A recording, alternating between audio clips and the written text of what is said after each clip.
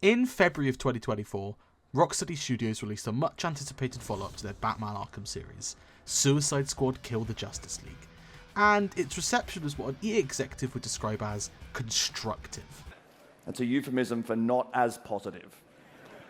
I am one of the 12 people who couldn't wait to see how awful the game actually was, but almost instantly after the credits rolled on the game, like many people, I had decided to go back and play every single entry in the series to see how well each one holds up today.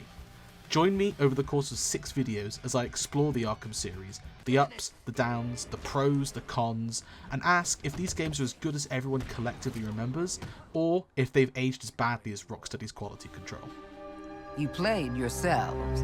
Welcome to Task Force X.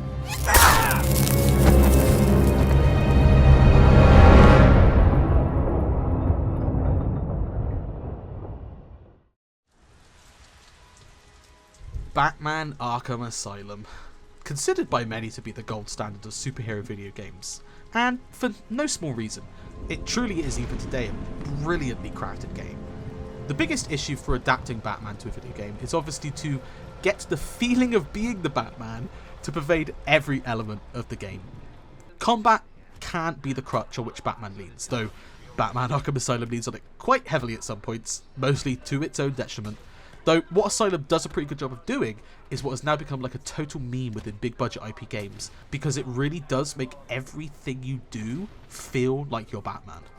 You're not walking around the map, you stride. Even if you're lost trying to find your way around the maze of hallways, trying to find that last set of Joker teeth, Batman isn't lost. Look at him, stomping around. That man is absolutely convinced the direction he is going in is the correct direction, even if you do a total 180 when you notice you're going the wrong way. When you need to get into the vents, you're not messing around with a power tool. Batman don't have time for that. Rip that motherfucker off. Punch Zaz in the face. God damn. It's in the animations that I think Rocksteady's Batman comes to life.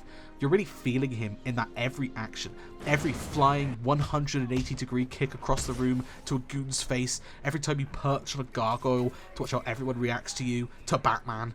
People have talked about the combat to death and how the free-flow nature of it is exactly how Batman would fight, and fuck that, honestly, because I had way more issues with Arkham Asylum's combat than any of the others. This shit is broken at times, because when you're in just the right location with just the right mix of enemies, you can really pull off something amazing.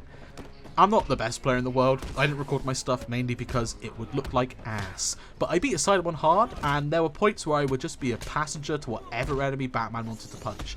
I had no choice in the matter. And normally, the enemy he wanted to punch was a Titan enemy, and that Titan enemy would kill me, and I would have to do the entire encounter again. It's the least developed in the combat anyway, but that makes sense, it's the first game, but either way, it doesn't hold up very well at all.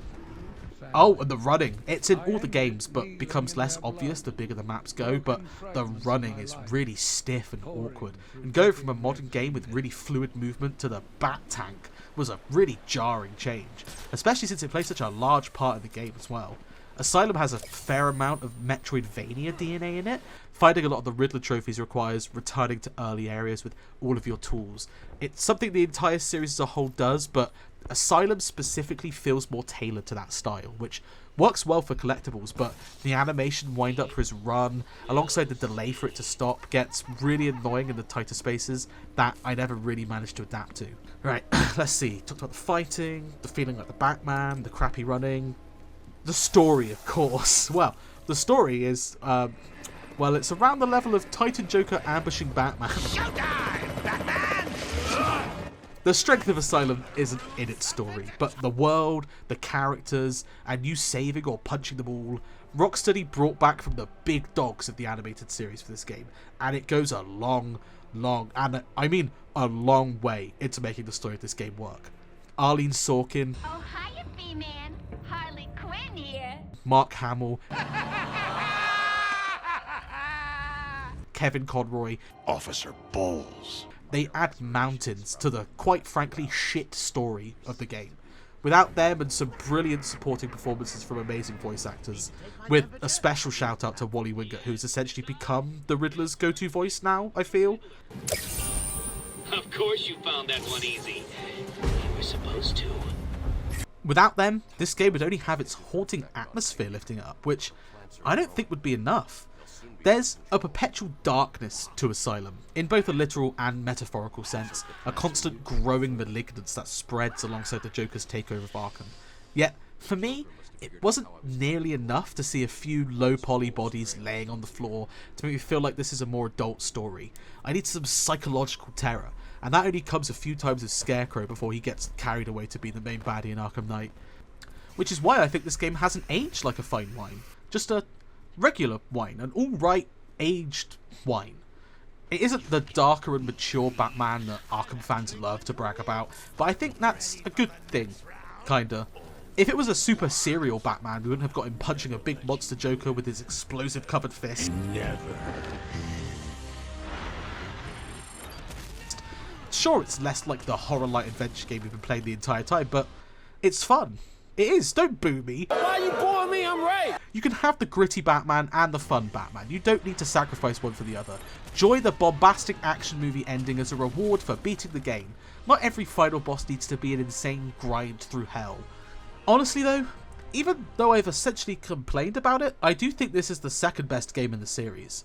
You're always harder on the things you actually like, I suppose, looking to find what can be improved rather than excusing the things that don't work, and a lot of Asylum does work. It's a tight, focused game that offers an original Batman story with some functional combat, reasonable Riddler trophies, and the perfect mix of gameplay and story, something you can only really get in a linear game like this. Now, if you fixed Harley and Ivy's costumes, improved the combat and movement, and also made the story not only emotional, but full of twists and turns that you couldn't predict. I'm taking up Arkham City, obviously. Describing Arkham City.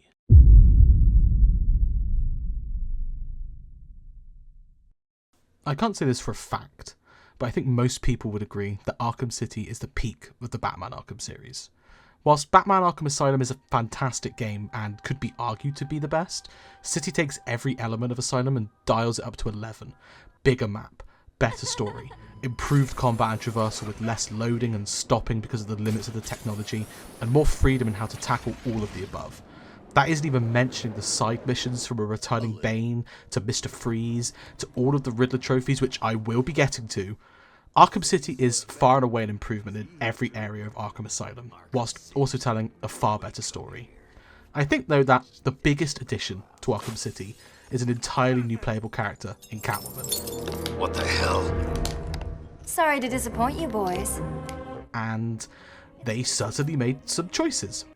Look, I'm not against some sex appeal in video games. I love Asterion as much as everyone else, and I think that actually this version of Catwoman is faithful to versions of Selina as a femme fatale, using sexuality as a weapon.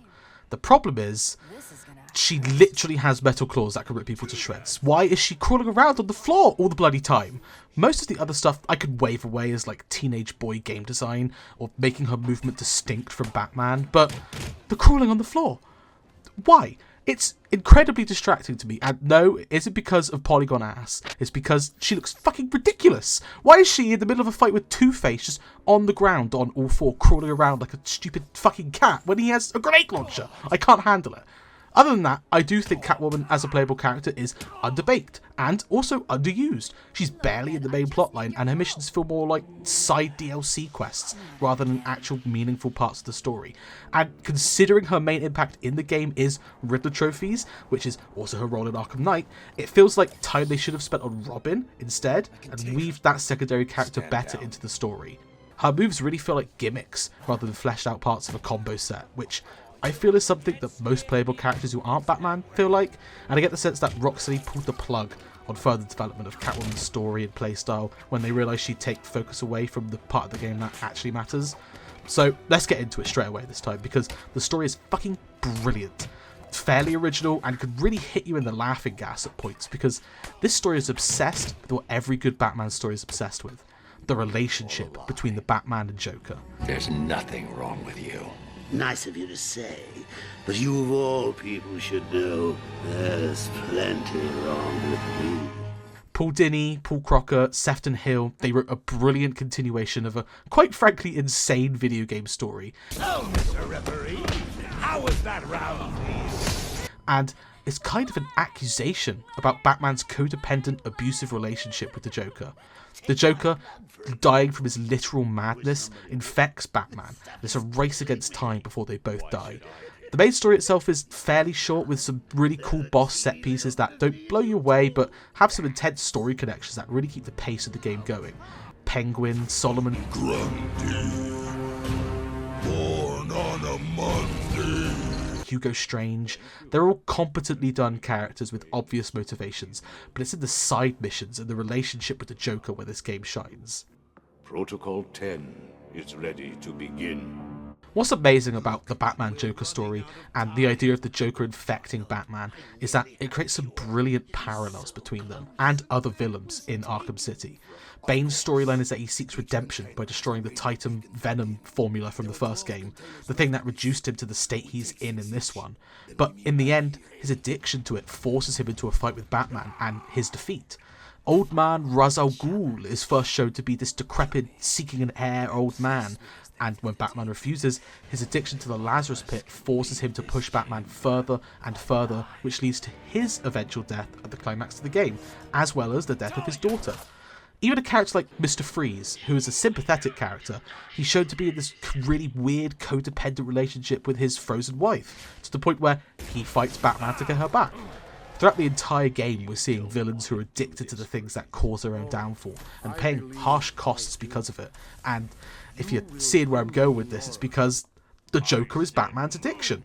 Whilst obviously the Joker is putting his blood in Batman for his own survival, contextually, within the story, we're seeing the literal control the Joker has over Batman's life. Without the Joker, Batman becomes a little lesser, a bit more sensible and less fun, and the game is critiquing this form of attachment and addiction in all of the memorable side quests we play, because that's what the game wants you to take away from it, that Batman isn't this moral figure, he's just another inmate. And with a story like this, you'd expect Batman at the end to break out of the addiction, to prove he's bigger than that, more than the Joker. But that's not what happens. The final words Batman says to the Joker are, "Even after everything you've done, I would have saved you." These are the words of the hero. The game has been showing you time after time after time about how addiction is toxic and poisonous, and goes to great lengths to show you those same elements within relationships in the game. And it ends on this note, and with Batman carrying the Joker's body really tenderly out of Arkham City. It's one of my favourite Batman stories because it doesn't just focus on Batman and Joker. It brings up other relationships, like the ones with Talia and Catwoman. You lied to me. I needed a sample of your father's blood. This was the only way. I figured you could use my help, Selina. You're right. I think I chipped a nail back there. Funny. Because it needs to show the difference between Batman's relationships with them versus a very toxic one with the Joker. Oh, come on! Don't tell me it's not what you always wanted. Batman manipulates Talia to continue his relationship with the Joker, despite their very real feelings for each other, and because of that, she dies. All addiction has consequences, and this is Batman's. Those he loves and cares for get injured. We know this is a post-killing joke and post-death in the family universe, so this has happened multiple times. Yet Batman continues and even perpetuates it. This is why Harley takes more of a back seat in this game. I said move! And why Robin hardly shows up. Arkham City is about Batman either slowly realising or accepting this situation with Joker. And Harley and Robin represent a continuation of this dynamic into a new generation, which is something the DLCs explores, which... Hold on, let's do this section quickly. So, the Harley DLC is fine, bad, kind of okay. Anyway, it's mostly boring. Anyway, punch, punch, punch, and then Harley blows up the building with Robin inside. The interesting part to me is that Robin survives. I mean, they weren't going to kill him off in a DLC, but if this was the Joker doing this, then Robin would have definitely been battered and bruised, if not outright killed. It's an incredibly interesting addendum to the game's main theme, because we see that already the world is a better place, and we see Batman realise that, but at the same time, we also get dialogue about how Batman is struggling to adapt without the Joker. He's not been the same since... He won't even talk about Talia or Joker. How he's been holed up in the Batcave and not talking to anyone about anything that happened in Arkham City. Harley is Joker's Robin in the Arkhamverse, and already in her first non-Joker outing, she's shown to not only be a worse version of the Joker, but nowhere near a match for Robin, who easily defeats her. There is more about this game that I love. The improved grapple hook feels really powerful and gives a great sense of momentum and movement that was missing in Asylum. The The open world itself is just filled with secrets and Easter eggs and all the Riddler trophies that I promise I will get to. I talked briefly about the side missions in relation to the theme, and whilst some of them are interesting, it is annoying how a lot of them are just set up for future side quests in Arkham Knight. Hush and Azrael spring to mind, but I really enjoyed the Zsasz missions, since they really used the travel mechanics beautifully and made Zsasz really feel like a serial killer on the hunt. Also, the voice acting remains on point. Nearly every performance in the game is beyond brilliant, and I really don't think there's a bad performance in the game. And we even get to hear D. Bradley Baker do a human that isn't a Star Wars clone, which is always nice. You will kill me. Of course, where do you go from one of the best Batman stories, mixed with some of the most interesting villain side missions, one of the tightest open world maps, and interesting additional content? Well, backwards, of course. And for this in-depth review series that is fueled by my mental illness, I went out and got, whilst it was on sale, Batman Arkham Origins. Oh no. Only you and you alone can thrill me like you do.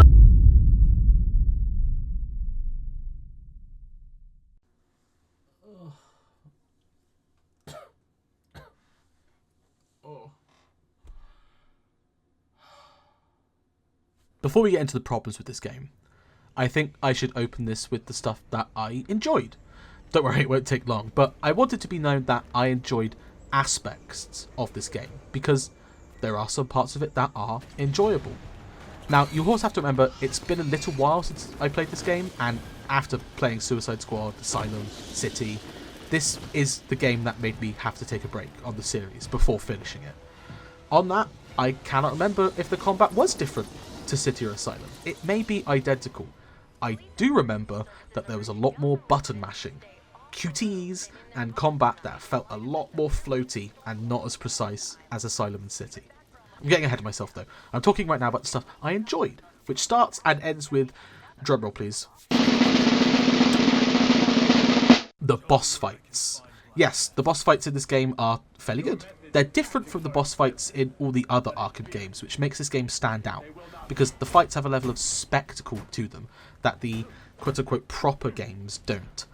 I mean, I'm not a fan of how they use Deathstroke right out of the gate, but the Firefly fight is pretty epic, and both Bane fights were pretty engaging as far as combat goes. I also quite enjoyed Deadshot's boss fight, even if it was a little repetitive and annoying with the infinite enemies thing, and the mercenary side plot got dubbed so quickly I question if it should have been removed in story edits. But then I remember the rest of the story and realised they didn't look over the story at all. I would praise the Killer Croc fight right at the start as well, but it wasn't very good and also bugged out for me, which is a trend that followed me throughout the entire game. The only game so far that has had major bugs and glitches, which I think is telling. Not even Suicide Squad had that.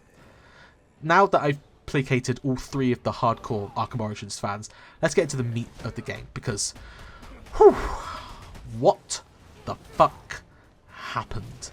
I know Rocksteady doesn't make this game, and I will say it was Warner Bros. Montreal that did it. At the same time, Rocksteady as a studio set out a pretty easy to follow guideline of how to make an animation based superhero action game. I mean, it's the exact same character Insomniac put this format onto for Spider-Man, and it worked amazing. How did a separate studio manage to fumble it so badly with the character that started it? I have no idea. Anyway, the combat isn't awful, but it does at times feel like a beta version of the combat of Arkham Knight, and I wonder how much of Arkham Origins was put together as a holding game for Warner Brothers to cash in on, whilst Rocksteady was cooking Arkham Knight for just a little bit longer. Elements of both Knight and City are in Origins, and whilst it could be Rocksteady seeing what Montreal were doing and adding it in, I think it's more likely that Montreal was supporting development, but were then set onto making a solo game mid-production. Either way, there's an absence of that darkness within Origins. Everything's just a little bit brighter, a little more innocent, in a way it doesn't feel authentic to the universe Rocksteady built up. And I think it comes down to the story itself, and superhero media's obsession with origin stories. Origins, as you might be able to guess, is an origin story. Yet it's not Batman's, because he's already an established figure. The game opens up with Batman helping stop a prison breakout, normal Batman stuff, before finding out he's got a bounty on his head. It's a perfect setup, really. A Christmas Batman adventure where he's out trying not to get killed by the world's deadliest assassins. It's got that die-hard but Batman feeling to it. I was kind of looking forward, except then you remember that if this is supposed to be an origin story, and Batman has already gotten so infamous that he's a bounty on his head, whose origin story is it? About halfway through, it's revealed, to the applause of absolutely nobody, that it's the Joker, because, of course. So do you have anything else to contribute? I didn't think so. I'm so fucking dumb for thinking that there could be a good, interesting Batman story without the Joker, but what makes it worse is that it comes off the back of playing the best Batman Joker story in gaming. So the entire time I was playing this not Kevin Conroy Batman fighting this not Mark Hamill Joker in their origin story, I was just thinking how this feels almost tone deaf to the story that came before it. Let's say I don't think the actors are doing a bad job. This is not, but I'm not saying they're doing a good job. It's not their fault, is what I'm saying. It's the game's fault. This game shouldn't exist. I'm not sorry. In fact, let's fucking do this, because quite frankly, I've seen some bullshit critical re-examination of this crappy game because enough time has passed and people have vaguely forgotten the specifics. But as somebody who's played this game recently, let me tell you, this game sucks.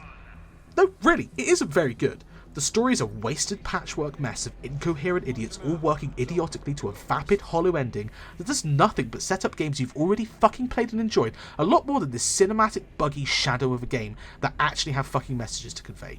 I don't need to see how Batman and Joker started their bullshit fucking homoerotic rivalry, because I'm over the age of 10 and have seen that exact origin story 5 or 6 times already and done much better than some edgelord's Joker acting like Robert Downey Jr. where he plays a dude playing another dude.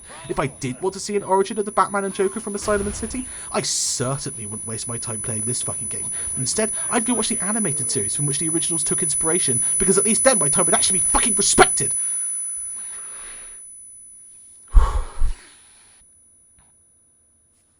So yeah, I'm not a big fan of this game. I could go into story details, like how the police are shown as a corrupt force working against Gotham, or how Black Mask and the Falcons are supposed to represent the dying criminal class of Gotham that will be replaced by the Penguin and Joker, or how Bane and Firefly are continued representations of addiction and obsession, but why would I bother? The game didn't bother to dive deeper into these ideas. It brought them up in passing before moving on to the next part. It's like Solo, a Star Wars story, where we see all these references to things we know will be important later, and we just go, I know that, and the game barely bothers to expand on Penguin or Black Mask, or even the fucking mercenaries that were supposed to be a major part of the story, because it just goes, Joker, I'm Joker now. I'm going to have my Joker's revenge on this fucking video game by rating it below Suicide Squad Kill the Justice League.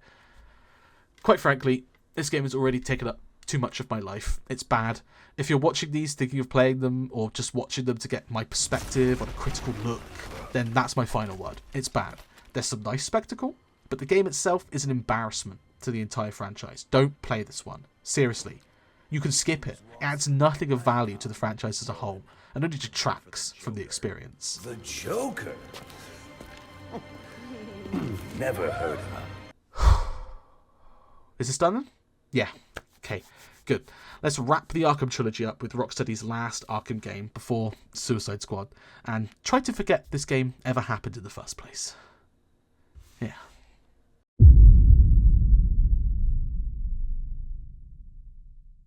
I see the Arkham franchise in a similar way to the original Star Wars movies, and in many respects, Arkham Knight is the Return of the Jedi. It isn't on the level of City story-wise, but also doesn't stick to what's safe with Asylum. And what I can respect about Knight is that it does take some large swings, both in gameplay and story. And it doesn't work all the time, which is probably why I compare it to Return of the Jedi, because both have more visible strengths and weaknesses than their counterparts.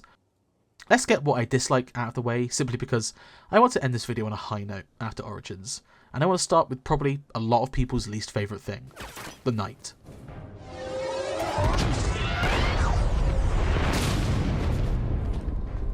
I don't hate Jason Todd as a character, but how he's presented in the game just feels tauntingly obvious.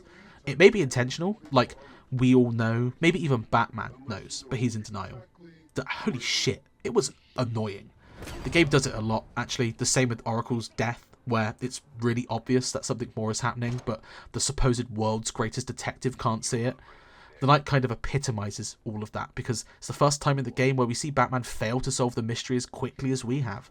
Mystery writing is hard, I can't deny, but the Knight is a major reason why the game's plot is lesser than City and Asylum, because most of the effort is spent untangling a mystery we as the player have already solved.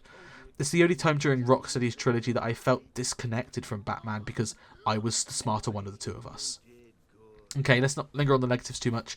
The Batmobile. It was annoying and tedious, and nearly every single use of it was a repeat of the same 3 tasks, the only really interesting one being the races the Riddler has you do. I liked the intro to the Batmobile, but everything else was fine for 1 or 2 missions before becoming repetitive. I mean, the Batmobile sneaking? Sneaking! It's a fucking tank! How is that sneaking? Jesus. The open world as well. Listen, I think Knight's open world is actually one of the better ones, and probably an improvement design-wise on Cities in both variety and complexity. I just also think that a lot of the activities in Knight felt very Assassin's Creed in nature. You know what I mean? Go here, do this, say you've done it amount of times. It's fine for a while, but once you've hit a certain point, you either give up because it's boring or force yourself to finish them, and either way that's just not good design. Okay, negative out the way, let's get to the good shit. It's been said to death, but damn, this game is beautiful.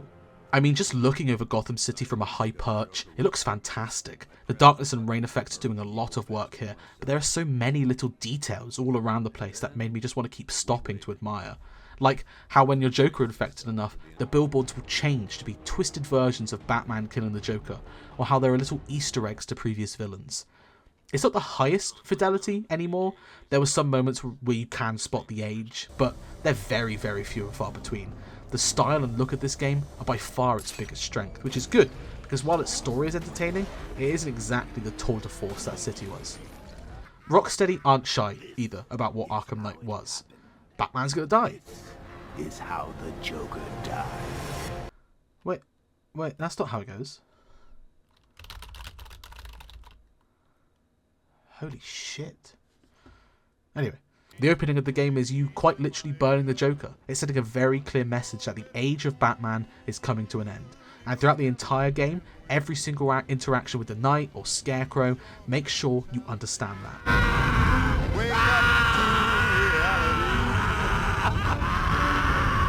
Sadly, the best thing about this game isn't any of that bullshit, but rather, once again, all the stuff with the Joker. Miss me?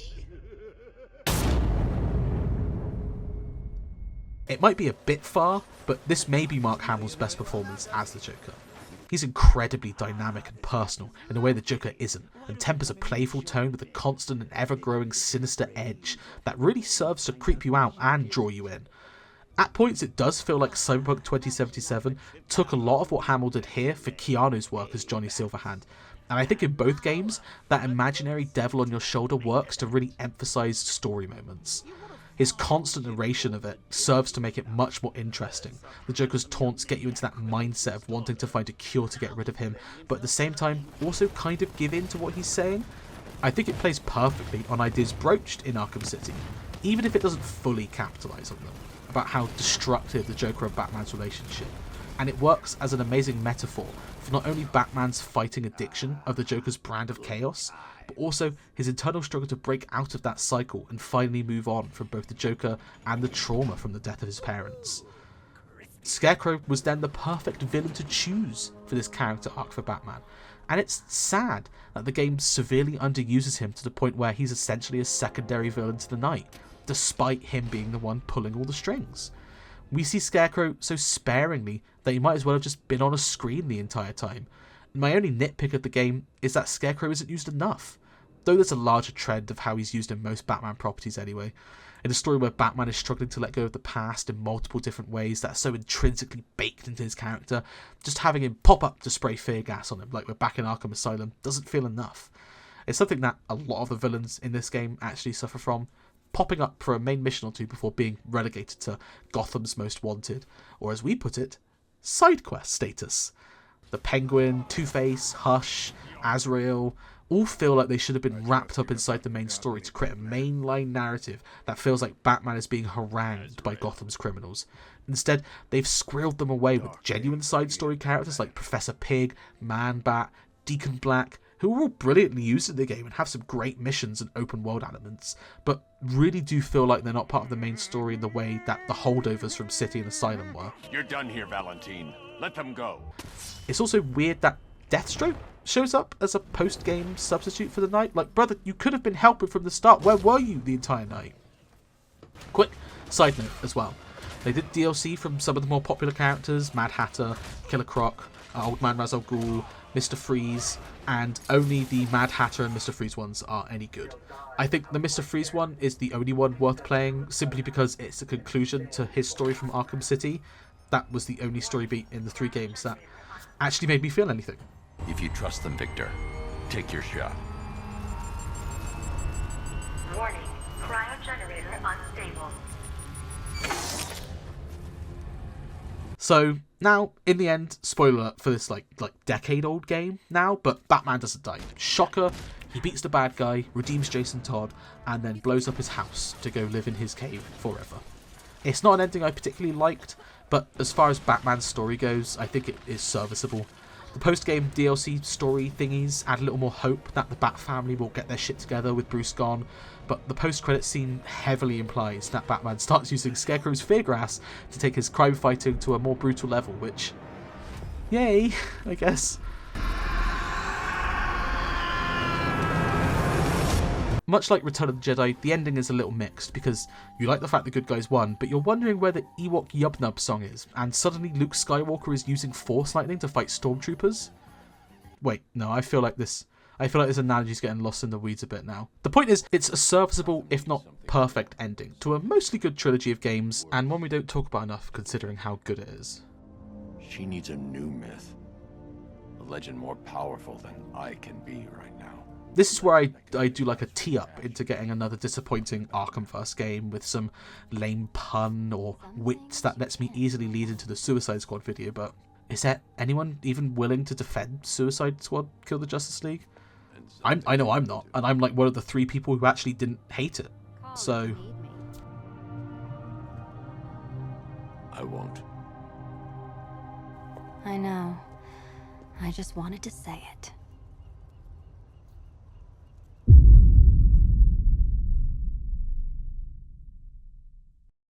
Here we are. We made it. Finally. After 4 games, over 100 hours of total playtime, and probably close to 20 minutes of me thinking about making all of this, we made it to the one everyone actually really hates for real. Task Force X, your new mission is to kill the Justice League.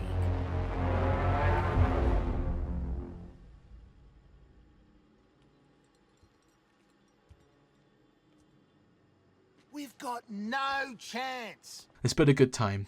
Remember when I got angry about Arkham Origins, and when I called Batman and Joker gay? Good times, man, good times. Well, enough of the good times. We're in the bad times now.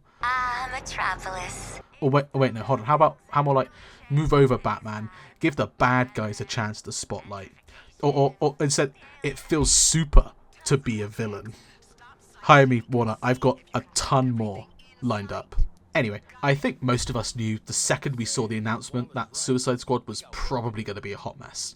Those of you that didn't probably realised it around the gameplay reveal, and the ones that were left probably figured it out around about the 3rd delay. Yet despite all that, people were still mad when it released and it was a hot steaming pile of shark poop. I don't think the concept of a Suicide Squad game is especially a bad one. I don't think it's what I'd want from a DC game, but it isn't an awful idea. 4-player co-op Suicide Squad game is also pretty much what I'd expect as well. I would expect a larger roster of characters than just the ones from the game. Don't get me wrong, the squad used in the game makes sense from a DC and Rocksteady perspective. They're all well-known Suicide Squad characters as well as DC characters, and they fit some nice archetypes for both personality and combat, but, like, they're boring. I've played a lot of the game. I mean, too much, really. And after a point, the characters themselves are just dull. There isn't anything different about these versions of the characters from the ones that I've seen before. Mix that in with some quite frankly insulting bullet sponge combat that would make an MMO boss blush. It just makes the entire thing feel like a massive waste of time. I gotta talk about the League first because, whew, the League is characterised in 2 ways. The first is their non-infected way, which I've dubbed the Robot Chicken League. and the second is in their infected way, which I call the Boys League. Robot Chicken League is cartoonishly over the top, to the point where they literally all get captured by Brainiac in literally 2 seconds in an Is that piss, dude? Did you just squirt piss in my mouth? moment, because it's all so stupid, only a comedy writer would have written it as a joke for TV.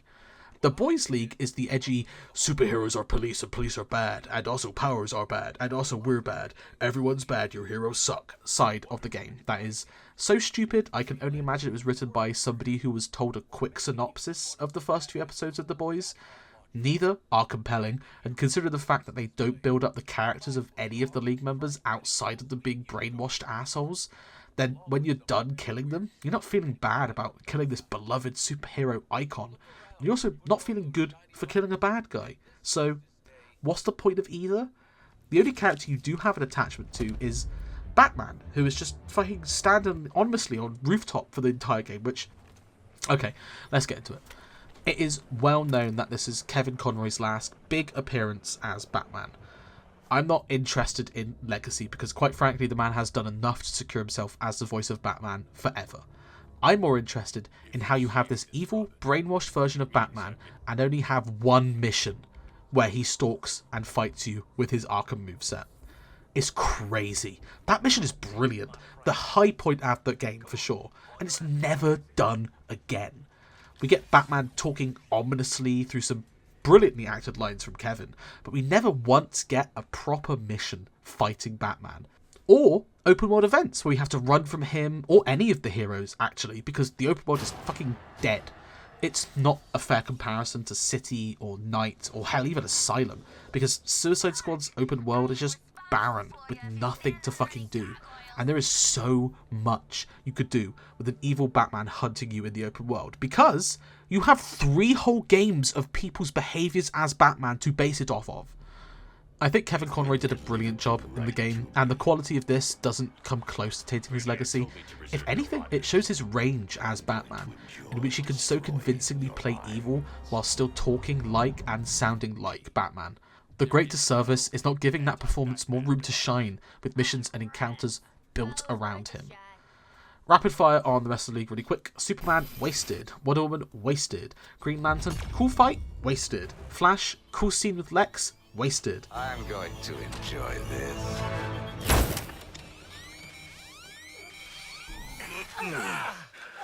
I hate the RPG system they put in for weapons. I had the pre-order guns or whatever they were because I'm a shill, and I used them for literally the entire game on literally the hardest difficulty I could get throughout the entire game, and only died once to Superman. It was embarrassing for them. Well, for me, I suppose, because I died to... Well, no, because it's Superman. Anyway, I played the loot grind on the post-game, and it was boring after about 2 hours, and the drop rate for the good guns was shit. And then when the good guns did drop, turns out they were shit. Crafting weapons was useless, weapon respec was useless. The most interesting aspect was the elemental damage system they had, but I quickly realised that the only good one was the fire element, and so that became useless because there was no need to experiment with them. Oh, also the levelling was cool, right? Right up until they introduced this squad levelling thing with all the 1% damage to SMGs. It made levelling into a never-ending grind, and as a consequence, turned it into useless once you hit the soft max level. I should probably talk about the story, but it sucks. I mean, it's not the worst thing I've ever played, and there are some nice End of the World and Death of Hope stuff going in the far background, but the game itself is much more interesting in making the worst Guardians of the Galaxy ripoff ever. The cutscenes are of high quality, but selected for the just worst moments. A conversation with Lex 1 will get a fully animated cutscene, yet the death of every single member of the Justice League just has an in-game shot of them falling over and dying before the actual cutscene of the squad standing over their body. I could defend this game if we had some cool murder cutscenes of the squad decimating the League, but all we get is some weak-ass moment of silence before Brainiac decides that they've stayed in the moment for 2 seconds too long and sends his big tentacle arm to hover threateningly. If you want the good story moments, go on YouTube and watch Wonder Woman fighting Superman, Flash versus Lex Luthor, Green Lantern, King Shark, and don't worry about the rest. Now, let's get to the $200 million issue in the room, the live service. You see, when you defeat Brainiac, you're told that he's not the only Brainiac, and that there are... You've defeated all 13 Brainiacs? Yes. You mean 12? 12, I repeat, 12 other Brainiacs out in the multiverse as part of this hive mind. And to win the proper final battle, you have to kill all of them, like a twisted Pokemon game. I think it's a foregone conclusion at this point that this game is going to die within a year of its life. I mean, we're, over halfway through, less than half of its content has been released. The game is, I don't know what the current player count is, but it's probably under 100 players right now, and I can't imagine it's doing better on, like, consoles. We might see this story completed in some way, shape or form. Might be in the game, more likely in a limited comic book run, but as a live service commercial work, it's pretty spectacularly failed. I uninstalled the game right after the Joker came out, and it revealed to be a massive time sink to be able to get it, and it seems a lot of people did the same, considering the fact that nobody even realised episode 2 dropped just a few weeks ago. It doesn't help that Brainiac as a villain just isn't very compelling. The most recent DC game I remember playing, Injustice 2, had Brainiac as a main villain, and it worked incredibly well, despite the fact that the final battle wasn't even centered around Brainiac. I think, if anything, Suicide Squad Kill the Justice League shows us that, as a main villain, Brainiac isn't really all that compelling without some secondary or secret primary antagonist.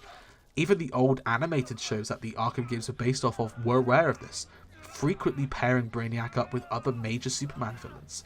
As a main antagonistic force, Brainiac in the end is just a machine. And as we're seeing with the proliferation of AI and creative mediums, machines can only do so much.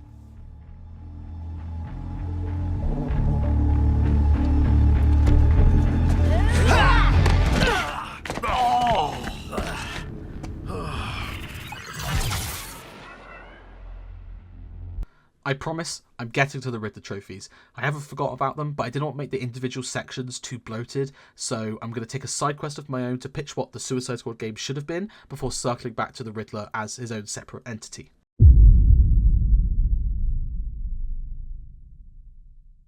Now, what you have to understand about me is that I'm not really a massive fan of roguelike games.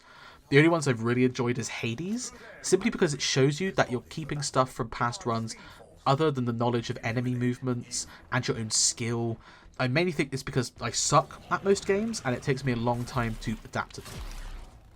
Saying that, Suicide Squad Kill the Justice League should have been a roguelike game. I mean, it makes sense, right? You do a lot of repetitive runs over and over again, dying over and over again until you finally succeed in killing the boss and move on to the next one. The multiverse live service elements could remain, Warner Brothers, adding new bosses and rooms and weapons and characters and shit. Hey, even a battle pass, buddy, why not? Treat yourself, you know? I'm not thinking 2D either, I'm still thinking 3D, third-person action-style games, but it's not limited to shooting alone. Rather, the melee fighters can actually use melee. All the staples of the roguelike genre will be here as well. Randomly generated level order, enemy count, enemy type, as well as like weapon upgrades. Maybe instead of cars, Gizmo can give you like quick weapon attachments he makes on the fly to give you some sort of big damage boost. The Penguin still acts as like the overall weapon level upgrade guy. I do also think multiplayer should still be an aspect as well, and we know multiplayer roguelikes can be done. I'm thinking Risk of Rain 2 here is a good example, especially. Playing with a squad should be something to be encouraged, but also solo play was something that felt ignored in the actual game. And it felt real bad. But I feel a lot of that was down to the looter shooter genre that would be fixed through like a fixed gear set and more emphasis on runs. Also, the roster. I think only having 4 characters killed Suicide Squad Kill the Justice League. And that having a massive selection of, I would say, at least 15 DC villains, from the big hitters to the funny little silly ones, is incredibly important, because you need some fodder for the good runs. For every Deathstroke, you need a Condiment King, and for God's sake, a playable Rick Flag. I mean, how'd you mess that up? You could have both the silly characters that would die instantly and the super high profile badass ones as well, and have them all die in various ways while doing different runs. I mean, you could even use the multiverse as the reason why you can play as the same characters over and over again, because this multiversal Suicide Squad is pulling variants from other universes to throw into this meat grinder. static loadouts and abilities as well give so much clearer focus for character design and gameplay design. So you're not having to take into account so many different abilities that the player can choose from and mash together, the different play styles, characters, incremental upgrades, all come in the form of weapon upgrades and penguin upgrades, and maybe like upgradable multiverse machines so you can put like better versions of the character together, or maybe like cloning or something because all the original members are dead and you're using inferior clones or something. That can be very fun. Comic booky, just creating a ton of clones of people to upgrade the characters. I mean, this game is never going to be made unless I go and make it, which actually isn't a bad idea, except for the part where I don't know how to make games. So I might as well go all out. You're still fighting the Justice League, sure. Evil versions brainwashed to follow the main story of the original game, but now, in the levels, it actually tells a story. Maybe instead of having to fight wave after wave of enemies, there are goals to save civilians, or do Waller-set objectives to help regain control of the city, and that shows not only how bad things have got, but also shows how the heroes used to be before the corruption, or whatever. Then in the end, when you fight them, you can actually use one of the spare emotions you have lying around, rather than just feeling vaguely annoyed. And a cutscene as well, obviously. Each character has a special little cutscene on how they kill the hero with their power rather than just the hero falling down. Also, use the whole league as well, and not just this kind of pathetic half league they baked together. Where's the Martian Manhunter? Where's Hawkgirl or Aquaman? Need some more heroes for me to kill, because if you're not going to do it, then at least do it correctly. Like, goddamn. It's not a fully fleshed out idea. There are probably hundreds of ways to improve it. And anyone that makes games will probably be going, oh, well, that's not how that works, and that would take a lot of time, and I understand all that. At the same time, these guys had years to make Suicide Squad anything they wanted. And whilst there was probably significant studio pressure and a studio desire to make a specific type of game, they also had hundreds of millions of dollars. You have all that time, all that money, and all that talent at Rocksteady, and the best you could do is a shitty looter shooter? My idea may just be a fan complaining and bullshit trending trope riding, but fucking hell, it sounds at least fun. Live service looter shooter co-op DC game sounds boring just from the fucking buzzwords. Anyway, this is my side note little pitch for Suicide Squad Kill the Justice League. Now it's time for me to rant about something entirely different. Some prick in a green bowler hat.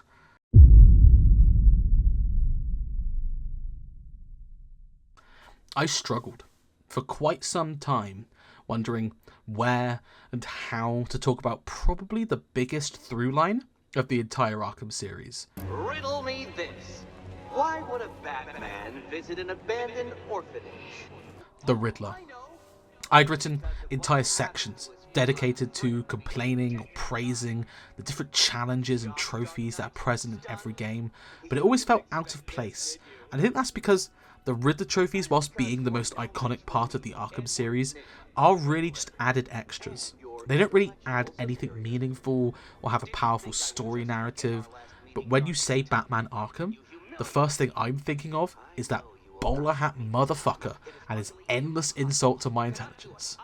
And I think that's because the Riddler trophies are something so unique to the games themselves. They're not really something that could be done in any other medium, because the challenge that the trophies present are so uniquely video game in nature and presentation. What's even more interesting are how they change over the course of the different games. And you may be thinking, well, they don't change that much, they stay relatively the same over the course of the games. And sure, the trophies themselves do, the finding them, the picking them up and all that, but there's distinctly different feel between how you acquire them in all three games. Arkham Asylum, for instance, the scope of the game is much smaller, and it's a lot more Metroidvania inspired than anything else, and as such, almost all of the trophies play into that.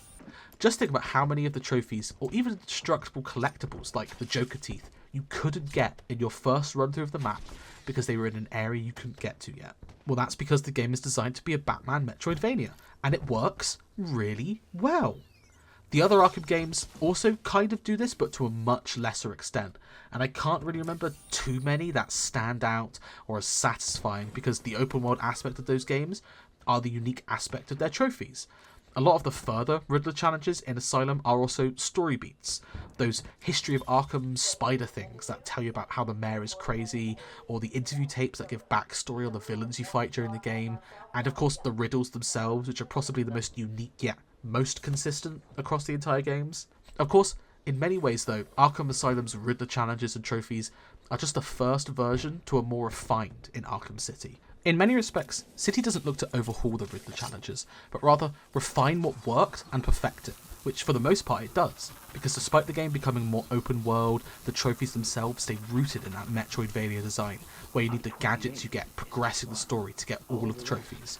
The Freeze Blast is the biggest one that comes to mind because it's the one that I always forget I need right up until I actually get it and remember all the trophies I spent ages trying to get without it.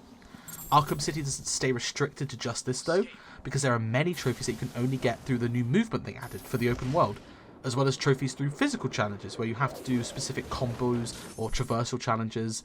Rocksteady do continue this trend, having Riddler trophies be tied to the new element they added into the game, and Cities is all about movement and combat, and there is an entire section of challenges based around this. Of course, it does have its drawbacks as well, because Arkham City is the game I spent the most time getting all of the Riddler trophies on, because my mental illness, I set myself a challenge of getting all of them in all of the games. And near the end, the final few trophies were near impossible to get because of the scope of the game and the specificity of destruction challenges.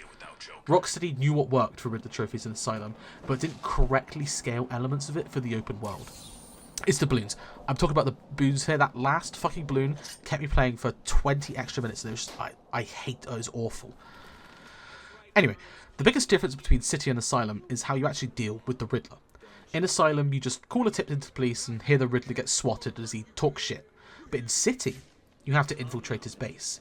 You have to walk through his maze of hostages and free the ones that remain, and also manage to sneak up on him as well. And any mistake ends with the death of one of the hostages and forcing you to restart. I think it's the best side mission ending in the game, and it slightly annoys me that you have to collect all of the Riddler trophies to be able to get it, because it deserves to be played and not just seen on YouTube.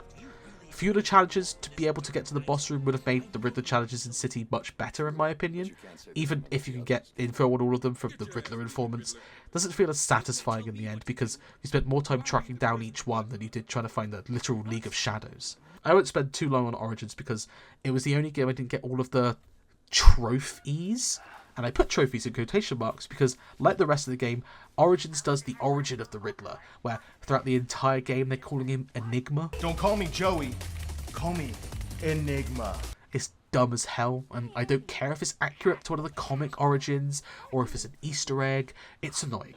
And his trophies aren't even challenging, but rather just a go here and press a button, repeat 200 times. The trophies are like the rest of the game itself, vapid, shallow, and entirely missing the point. No riddles, no thought, no comment.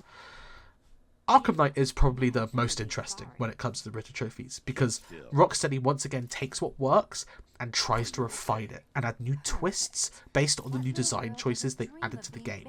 I think Knight's best Riddler trophies are the ones with the Batmobile.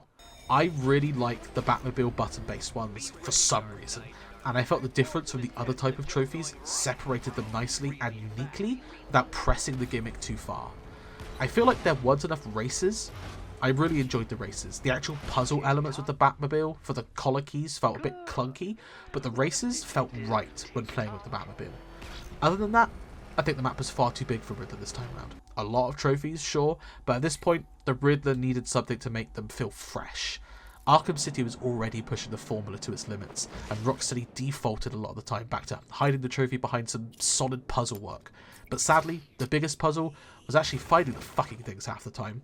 In limited areas like the studio or Stag airship, the trophies worked, and the more hidden ones were not just hidden, rather I was dumb. Outside of that though, it was a massive chore.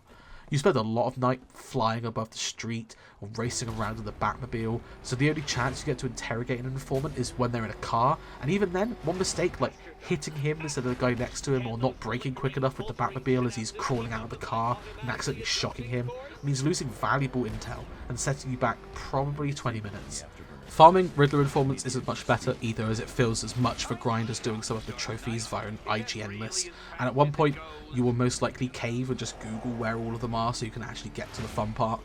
The bomb rioters are probably the best addition to the normal trophy hunting collectible streak, alongside the little robots that Riddler created as well, but a lot of the trophies really did feel like old ideas stretched over too big of a map, especially the timed race challenges that harken back to the Zaz style missions from City. But wait, I'm not finished yet. Arkham Knight may be the proper last Arkham game, but you probably didn't know because you probably didn't play it, but Suicide Squad also has Riddler trophies. Now you're probably saying, oh well, they probably suck as much as the rest of the game does, right? And you would be correct. Yes, they do. They're not smartly hidden at all. I think every Riddler trophy is just like hanging out, just like vibing, not giving a shit. The most complicated Riddler trophy you'll have is hanging on the ceiling. Genuinely, I'm not kidding, there is no puzzle element to finding these trophies. They are just there, living. The riddles are a little harder, not because the answers are hard, mainly because I found it nearly impossible to get the fucking system to recognise I was trying to solve the riddle. I spent more time trying to get it to figure out I was solving the riddle than I did fighting the bosses of the game. Too close and it's obstructed. Too far and I'm not in the riddle area.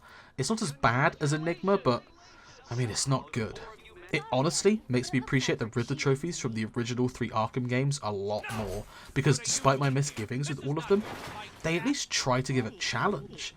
Sure, there are some gimmies where the trophy's like behind a box, but if you're going for all the trophies, you're going to have to put some effort into both finding them and solving the puzzle. And whilst not all of them hit the mark or are satisfying, Asylum, City and Knight all bring something different to the table, where Origins and Squad just kind of fumble about, not really understanding what to do with the franchise staple. My biggest wish for the next Arkham game, if we get another Arkham game, is to take a big risk with the types of challenges the Riddler trophies present, and not to stick with the familiar ones that work. Also, remove the timed ones as well, because they stress me out, and I really do not like them. Frightens me. I am the Riddler, and you will not.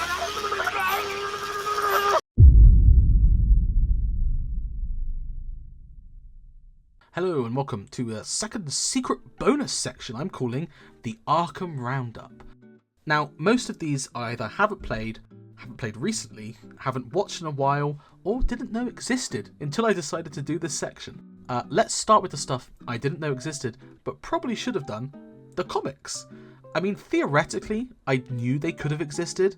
I knew that the MCU did like weird comic tie-in things. Who these are for, I do not know. Honestly, it sounds like a really cheap way to try and get people into comics, but what do I know about it? From what I can tell, from a 2-minute Google search, the comics are fine and alright. I assume there's some really hardcore fans out there that love the comics and think they're the best part of the entire Arkham franchise, and I assume those people get weird looks because that is the talk of a crazy person. The issue with tie-in comics is that eventually they will become non-canon because there will be a throwaway line in one of the games that totally destroys something the comic said. Star Wars had this problem with Poe Dameron's backstory, and they have an entire group of people dedicated to making sure throwaway lines don't contradict existing stories. Moving swiftly on to things I never played because they're all mobile games basically. Arkham City Lockdown and all of the Origins stuff. It's really weird that NetherRealm made 2 Arkham fighting games for the mobile, right? I'm not saying they're bad because I never played them, and honestly, they look like they play bad, and I don't even want to find a pirated version to try, but it's odd that the Mortal Kombat and Injustice developer NetherRealm made 2 Arkham tie-in fighting games. My perception of NetherRealm might just be high-quality fighting game rather than the corporate company they actually are, but damn, they really were forced onto the Warner Brothers needs money train with all that mobile development stuff. I suppose the games look fine as mobile games go. They look high quality for the time, but when compared to the quality of the Arkham series, it's kind of embarrassing. But it's targeting a very different demographic, and one that I don't think is really interested in intense Batman fighting games. I think Blackgate had the most potential. 2D sky-scrolling Batman set just after Origins. The art style of the intro is really good and makes me wonder what a proper 2D side-scroller would look like, because the actual game is really not like that at all. Honestly, going from the really stylized cutscene into the actual gameplay was depressing, because there was some actual artistry for a second before the game was like, nope, back to the models and textures from Origins now, and the interest in this game was sapped from my body like I was a podling from Dark Crystal. We're moving into the VR space now because I forgot Batman did VR. I remember playing a demo of the Batman VR game once and being underwhelmed and then never playing it again. I do have a VR headset, so I could theoretically play it again, but with a new Batman VR game on the horizon that looks like it could tell an original story competently, then that might be the one to get. Of course, as it is with VR, you have to have the latest VR thing to be able to play it, so I also won't be playing that one. It's less of a problem with the Batman games themselves and more of an issue with the VR tech, because it's just bullshit to use in the first place. Down to the last few bits now, so let's go with the final game first. Arkham Underworld, another mobile game which I think makes a similar amount of mobile games as there are proper games in the Arkham franchise, which is a bit depressing. Either way, it's a mobile game I actually played, because the premise of being a bad guy in the Arkhamverse sounded interesting. Of course, the gameplay was all energy-based and doing shitty missions on an overworld screen, and then once you did them all, the game didn't have anything else for you to do, so it was quickly uninstalled and then died like a year later. Not a big loss, honestly. The game was like most other mobile games, just with a Batman skin, though that really should have been enough for it to survive, because I only really play mobile games with franchises I know on the front. I mean, I'm currently playing a shitty DC Match 3 games, and I played Star Wars Hunters when it came out, so I'm a little shocked, but I suppose 2016 was too early for big companies like Warner to realise you could make infinite money off shitty mobile games, and the Battle Pass wasn't a thing, so they couldn't exploit that. And finally we come to the big one, the movie. Of course it's non-canon now, because as with all tie-in media, it had its own story that the main franchise ignored because it wanted to do something else. But I remember it being about an entertaining, if not bit cliche film. DC animation has been consistently hitting it out of the park for about 20 years or so. The quality is slowly starting to decline, but most of them are enjoyable trash if they do end up being bad. Assault on Arkham isn't any different really. Wit, humour, and some nice action to carry it, and it doesn't outstay its welcome by adding in too many different plot elements. I think it's a theme of most of the additional content here. Not many people paid attention to it, or didn't realise it was connected to the Arkhamverse, all whilst trying to be so connected to that it didn't really do anything interesting with the characters that people actually cared about. The Riddler, for example, plays a key role in the film, but can't do anything too interesting because of how it's connected to the larger Arkhamverse. In the end, the only character they do something interesting with is Waller and Deadshot, and that doesn't matter for the Arkhamverse as a whole because Suicide Squad the game just retcons the entire thing anyway. In the end, all of this side content is just for people who love the Arkhamverse so much that they're willing to spend more time and more money on it outside of the original 3 games. And honestly, is there anyone out there that really loves these 3 games so much and is dying for new content from this universe that they're willing to go and spend money on a mobile version of Arkham Origins? The 3 games are enough. I mean, people aren't even spending money on the fucking actual sequel in Suicide Squad. Warner and Rocksteady will most likely try to continue milking the Arkhamverse some more because no money stream is fully dried up until you try to reboot it for the 100th time. But at this point, and after so much has already been made, is there really any interest left in the franchise? Or in a Batman game that is telling the same story yet again?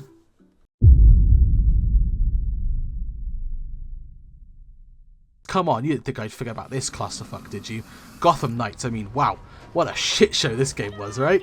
Everyone thought this would be a big return to the Arkham style of games and continuing the story right after the death of Batman in Arkham Knight. And I mean, for good reason as well, because it was from the people that made Arkham Origins. And sure, it wasn't the best game, but times have changed, developers changed, and we're all about giving the studios a second chance, even if they are corporate owned. So let's get right into it. Gotham Knights, you know, I got this game pre-ordered as well. I'll spout on about not pre-ordering as much as the next person, but there are some games or franchises that most people will break that for. Star Wars is the franchise for me, but any game that has the potential to be incredibly bad is one that I will pre-order in a near heartbeat. Suicide Squad was only the second time I pre-ordered a doomed DC game. Gotham Knights. Gotham Knights was the first, and what a time that was.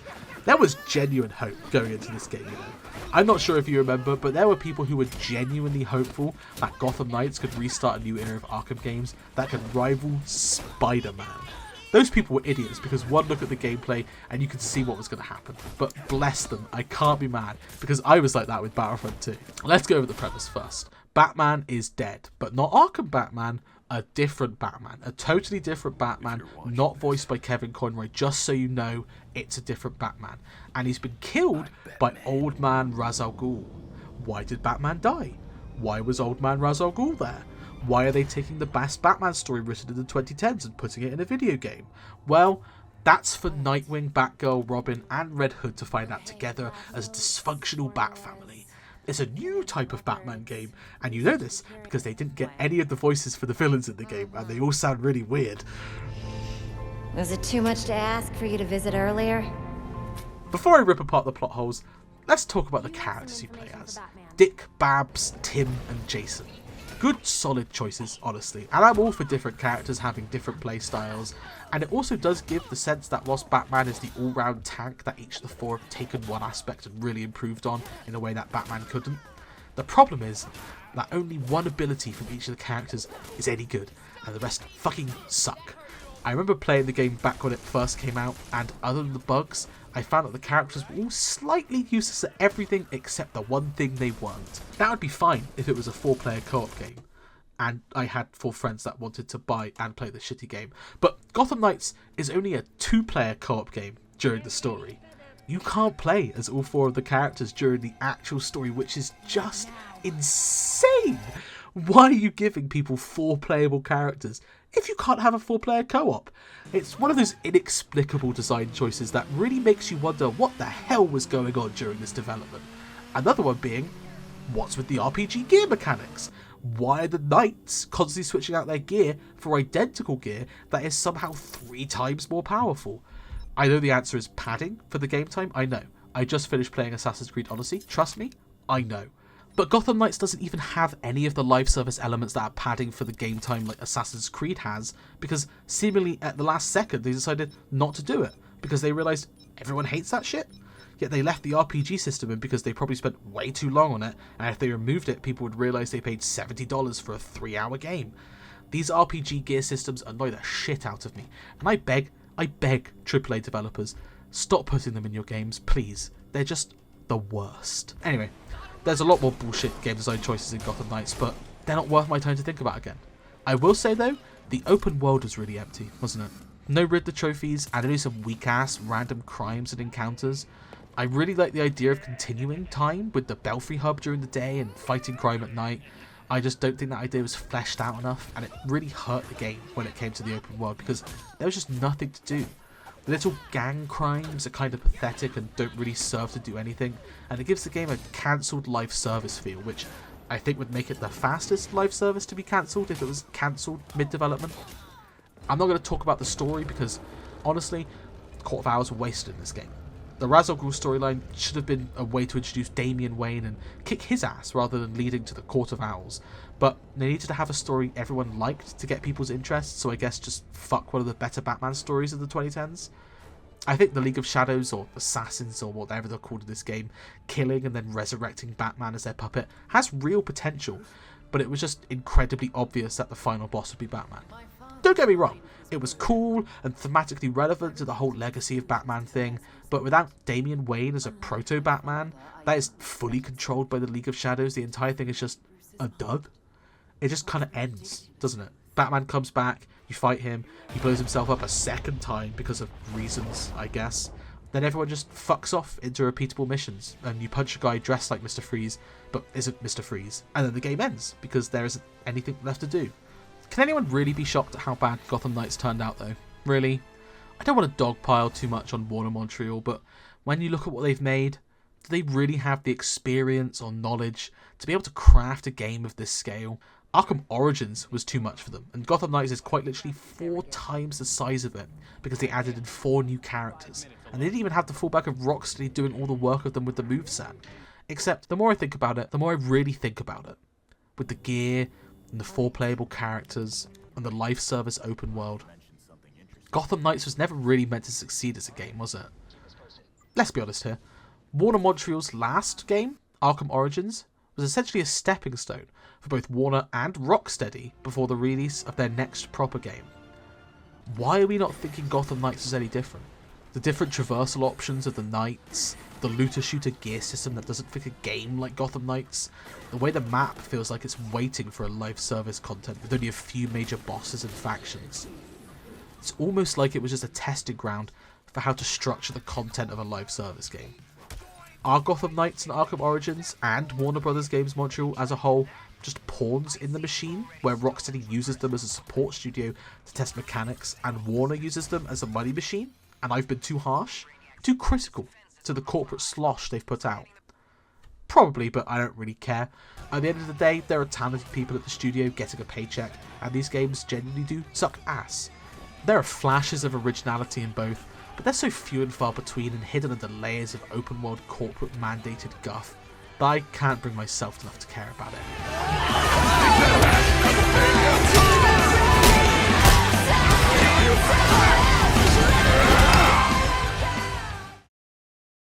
It's easy to be critical of something. Games are incredibly hard to make, even harder to get running consistently, and even harder again to get actual artistry out of. And every single one of us should be grateful that we even have 3 incredibly well-made Batman adventure games.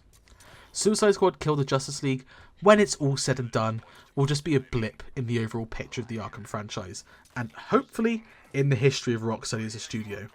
In a few years, Suicide Squad could be a thriving live service game. We could all be wrong, and the big update is just around the corner that changes everything and redeems the game in the eyes of millions.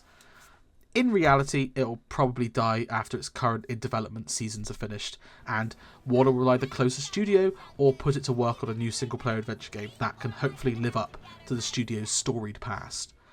Asylum, City, and Knight will probably receive another remaster or full-on modern remakes before then, but the original games will always remain as some of the best superhero games of all time. Origins and Knights, well, they're trying, you know. Maybe one day soon Warner Brothers Games Montreal will put out a game that doesn't suck the dick of whatever CC executive thinks they know how to make games, and we can all enjoy that future work.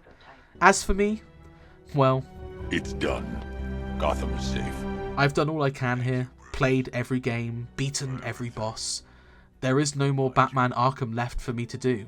And I don't really want or have the spare mansion or explosives laying around to blow myself and my butler up to really end it all definitively. I've spent since February playing and thinking and writing and recording and editing about these games in a way that, quite frankly, only a crazy person would do. And I think I've figured out what makes the trilogy so good that the other games are missing. And it's the dynamic between Batman and Joker.